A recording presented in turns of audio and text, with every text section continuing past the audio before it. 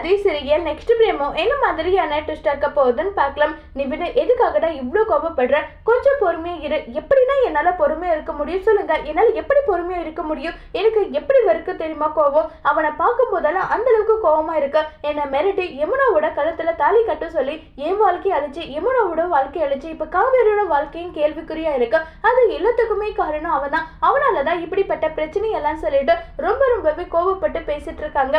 புரியுதுடா? அதுக்காக இருந்தாலும் 1000 தான் இருந்தாலும் காவேரியோட புருஷன் ஒருவேளை நீ போயிட்ட விஜய் கிட்ட சண்டை போட்டா உடனே காவேரிய புருஷனை கேள்வி கேட்க நீங்க யாரு நல்லா சொல்லி கூட அவ கேட்பா. நாங்க இன்னைக்கு அடிச்சுப்போம், நாளைக்கு நாங்க கூடிப்போம், ஒண்ணு நாங்க சேர்ந்து வாழ்றதுக்காக என்ன முயற்சி பண்ணணுமோ அதை நாங்க பண்ணிருப்போம் இல்லைன்னு நல்லா சொல்லி ரொம்பவே வருத்தப்பட்டு ஃபீல் பண்ணியும் பேசிட்டு இருக்காங்க.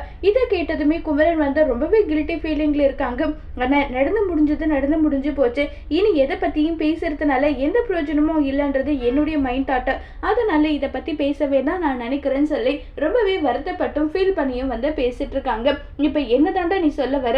இப்ப நான் என்ன பண்ணணும்னு நீ நினைக்கிற?